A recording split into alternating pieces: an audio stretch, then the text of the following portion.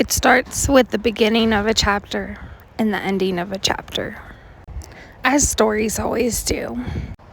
Spring brings big change and big winds, and in my case, snow. Welcome to my little slice of the world. My name's Emma. I have a very small horse farm, and join me today. This was a few weeks back when it was snowing. As February hit, we got some real winter. I live in the desert of New Mexico, up in the mountains.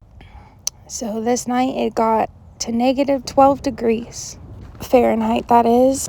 And so as you can see, the water tanks froze all the way through. Ice. A tip for your water tanks in extreme cold temperatures: fill them halfway, and black buckets can be helpful in also helping them melt a little bit. Keep your water tanks in the sun also, that'll help. But on this day, there was nothing to be done but to bring another tank out and give them some fresh water. Okay, Molly, so we're going over just to plus our foundation, basically. Yes. So the first thing is finding a treat value that your horse doesn't find too exciting, but exciting enough to want to eat. For Disco, this is treats, other treats, food, or even scratches. Yes. Reinforcement can be things other than treats, but in this challenge we're doing, I encourage you highly to use treats because you're going to challenge their patience a little bit and their nervous system a little bit. And so check out the Positive Reinforcement Foundation course on patreon.com/Emma Jenkinson Dressage, and that includes a 7-day challenge. Something you should know about me is I have an old deformity or spine fracture in the first few vertebrae of mine have tacoed in half, and so my leg strength and the way I feel my legs is very different than most people. I spend a good amount of time of my life in a wheelchair these days, and what you're witnessing here is about how long I can stand. And that can be very difficult with barn chores. And so you are going to see here today that my wife helps me out with a couple things, but this tank is just completely frozen through, and there was water in there, and so I thought I'd try and save it. And so I am going in there to try to get this tank dumped out. But alas, I fail and I regret what I did. I ended up having my wife dump out the bigger tanks. This is a little tiny one, so I thought I could do it, but I definitely regretted it. When it's snowy like this, my feet, which I can't feel as well as I should, slip and slide around, and it really hurts my back and hip muscles. So walking around in the snow, especially when it's just kind of frozen over like this and not deep and fluffy, is very difficult for me. And so is lugging this hose around. And if you've ever cared for horses or livestock in the winter, you probably know that you have to do a lot with the hose to keep it from breaking and to keep from breaking your equipment, such as your hose and your spigot. You have to undo the spigot every time you fill waters, and then you're going to need to empty that hose out of all the water before you put it back, or it's going to freeze and then you won't be able to use your hose. But I have been in more extreme weather than this, and so if you are ever in a situation where your hose is frozen, something you can do if you can find some water that's not frozen is to just roll that hose up into some cold water, and it will unfreeze pretty quick. So that is a tip in case anyone needs one. But yes, the shape of the top of this little tiny bucket here is just not the right shape to let the ice out. So I ended up just dumping all the water out and leaving the ice, which is useless. And I ended up having my wife go get one of my empty tanks that is bigger so that the girls can have the proper water. If you don't know my girls, this is Shortcake in the front here. She is not a foal or a baby horse. She is a Shetland pony, and an older one at that. She's just a small pony. And Davina, farther over there, she is my riding horse, my former lessing horse, my former vaulting horse.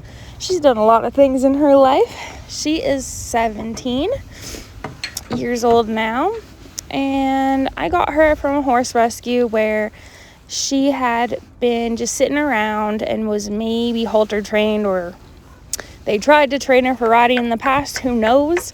She seemed to kind of know what a saddle was and have a bad reaction to one. I don't know what kind of training she had before. She was picked up because she was in an alfalfa pasture and she was getting laminitis from that. So she's always on a pretty strict low starch diet because of that. If you don't know what laminitis is, it is when a horse can't handle the amount of starch and sugar in their diet, and so the inside of their hooves, which is made of flesh, starts to swell inside the hoof capsule, and it really hurts. Davina is a BLM Mustang, but she was never wild. She was born in the holding facility from a mama who was probably rounded up and wild. So she's always been a very cuddly, people-friendly horse. She is only 14 hands. And that height, if you don't know, would be the shortest you can get and be a horse. Yeah. Here's a quick clip of my lovely wife who had just gone and dumped those tanks, and then she has to help me with the hose. Bless her. And I don't know if you're into horses, but you may have heard the term come to Jesus moment. A lot of times that refers to a horse you're training and coming to a head with it and maybe putting them in a stressful situation to try to win a fight with them so they'll never do it again or something like that. It's not something I suggest in your horse training, but point being, I've been kind of having a come to Jesus moment about the direction my life is going to take. I am coming up on the big 3-0 just next month, and I've been dealing with this disability for 15 years. Try as I might to fight my body to do the things that I want to do, I haven't found a comfortable place to be. I keep stripping back the efforts I make. I keep making accommodation. I keep trying to hold on to old thought patterns and old dreams because I've put so much in already and I can't see giving them up. I created this channel with a mission in mind and with a dream in mind. A dream that I couldn't physically do in person anymore, but I still have all this knowledge to share, and I have these horses to show you what to do with, but I'll let you in on the dream. Ever since I was little, I wanted to know everything there was to know about horses, horse training, horse care, just a total horse nerd, and I figured if I worked hard enough, I could make a living at this. And don't get me wrong, me and my horses have done incredible things, especially with my limitations, physically and financially. And we've kept this little farm afloat and ourselves afloat for many years. But the horse industry is a struggle. And it's one that takes a lot of physical effort and sweat equity if you don't have the finances. And the question eventually becomes, who are you doing it for? Most people in this industry struggle to make time to ride their own horse, afford their own instruction, to continue improving and to enjoy the sport. I personally have struggled with sharing my animals with people, and being there for people who go through a lot of emotions when they are struggling to figure out what their dream with horses is and what they can afford and how much effort they can put in, especially if they have a physical limitation. And God and Goddess knows we all have financial limitations. Now, don't worry about me. I'll keep doing what I love regardless, but I have made some choices lately that are taking me away from continuing to push towards having an in-person business and training for the public and all of this. I feel there's not a horse or human that I've met that I haven't helped, but there have not been many who could afford to get my help. And I know what that's like, and I have helped anyways. Because at the very least, I got to experience the joy that comes from being a part of that transformation and knowing that I left them better off. But I don't know that anyone's left me better off in my business. And as the economy continues to change, so do people's finances. I feel that the equestrian industry is elitist. It does take money. And most of us who train or give lessons or board for you are just trying to break even. Or better yet, we've gotten other jobs, other businesses, just to pour them all back into providing that for our community. Take Free Spirit Equestrian, for example. If you watch one of the podcasts about how she did get to making that much on her lesson program, it takes a lot. It takes a lot of financial investment, a lot of time, a lot of energy, a lot of equipment that's very expensive. And so adding physical limitations to all of this makes it very difficult to see this working for me.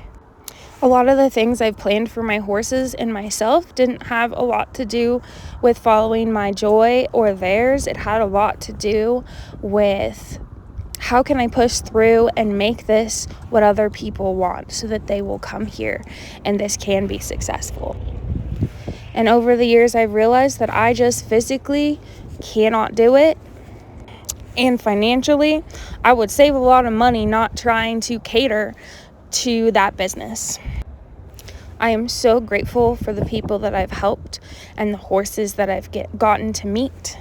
I am so grateful for the experiences I've had and all of the knowledge that I've gained from it. But at this point in my life, I realized that every moment I spent teaching and giving and doing for others in person was the precious little time I had to physically enjoy my horses myself and do things myself that I wanted to do. And honestly, it's been distracting me from things I must do for my health, such as little tiny steps of exercise to get me where I want to go. And continually, I've had to put that aside to physically show up for my clients. And along with all of that, it just doesn't really get me anywhere financially. This year, I got a job, and I got that job to go full time. I became a corporate girly, really, which is out of character for me. I've always done physical labor for work, really. But I pushed through the hard days, all with the idea in mind that I was making enough money for my family for these horses so that I could eventually work my way back up to the business I originally intended. An in-person business with my horses. And suddenly we were cut down to part-time, our hours changed, as things go in corporate America. And it left me suddenly with half the income, no progress made on this physical dream, and honestly, I was starting to miss seeing the sunset every day. I missed that for a year. I missed a lot of times I could have spent enjoying my horses because what few hours I had outside of my full-time job, I have spent on clients. And these clients have tried to pay me when they could, but sometimes they cannot, and I've continued working with them at the capacity I wanted to for free. But I've realized that this is all a convenient distraction from getting down and dirty with my health and figuring out what I need to do to just be comfortable, and then what I can do with my horses that I enjoy, that doesn't hurt me. And if that means they're pasture pups, so be it. I have a gift and I can use it, but it hasn't taken care of me and my family. It hasn't improved my horses' lives, and it certainly hasn't improved my health any. While others take classes and instruction, I pay for doctor's visits and supplements. I've been talking about getting a gym membership for 6 months so I could start swimming, but the horses take all my money, and I don't mind. That's the commitment I have made. And they keep me alive, bring me joy every single day, and they keep me moving just enough. I have family support to take care of them. I have a wonderful family here at the farm, but they don't need to take care of things to the extent that the public wants, so I could open up and operate again. And this doesn't mean I'm giving up on my business. I created Emma Jenkinson Dressage to change people's minds about the way they need to train horses and the way they interact with horses. And I can do that very powerfully online, and I enjoy making these videos for you guys. What a good, polite boy. Have a good day.